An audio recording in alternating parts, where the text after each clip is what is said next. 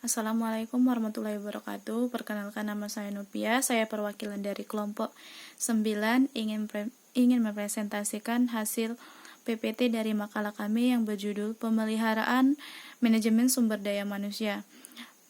Sebelum ke materi, saya ingin memperkenalkan teman-teman saya terlebih dahulu. Yang pertama ada Nabila Garnida, Fitria Asifa, Femi Valentina, Regi Mulyadi, Ihsan Fadila, Rian Nesvia, Reza Pahlevi, Elma Fahrurozi.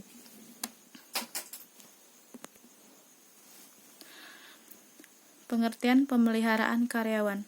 Pemeliharaan adalah kegiatan untuk memelihara, mempertahankan, atau meningkatkan kondisi fisik, mental setiap karyawan dan loyalitas karyawan, agar mereka bekerja sama sampai pensiun dan bekerja produktif untuk menunjang tercapainya tujuan perusahaan.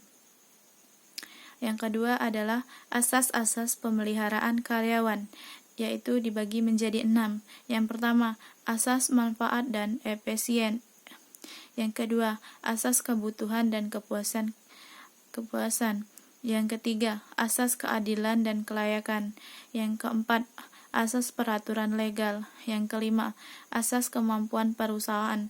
Yang keenam, metode pemeliharaan karyawan. Metode pemeliharaan karyawan dibagi menjadi 3. Yang pertama, komunikasi. Yang kedua, insentif. Yang ketiga, kesejahteraan karyawan. Faktor pemeliharaan keamanan dan keselamatan kerja.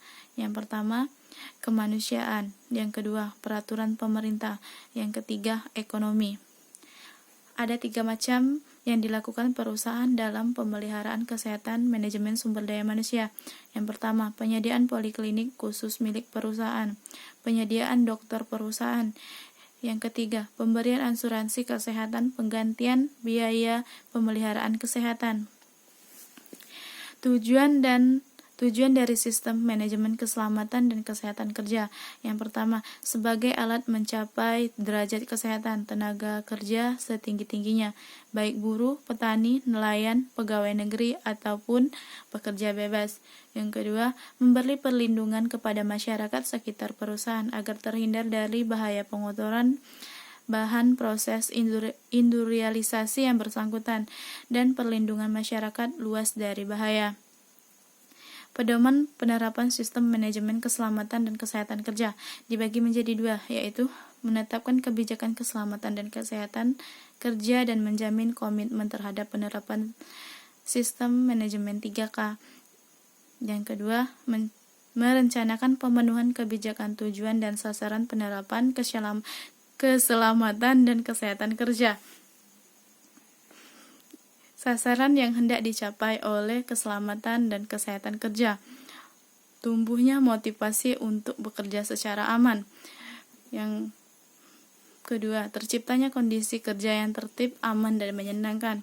Yang ketiga, mengurangi tingkat kecelakaan di lingkungan kantor. Yang keempat, tumbuh kesadaran akan pentingnya makna keselamatan kerja di lingkungan kantor. Syarat keselamatan. Yang pertama, Undang-Undang Nomor 1 Tahun 1997 tentang keselamatan dan kesehatan kerja yang berisi syarat keselamatan kerja sebagai berikut. Mencegah dan mengurangi kecelakaan. Mencegah, mengurangi, memadamkan kebakaran. Mencegah dan mengurangi bahaya peledak. Yang selanjutnya, memberi pertolongan dan pada kecelakaan. Yang terakhir, memberi alat perlindungan diri pada karyawan. Program kesejahteraan ekonomi karyawan dibagi menjadi 2, yaitu yang pertama pensiun, yang kedua asuransi. Program rekreasi, kegiatan olahraga, dan kegiatan sosial.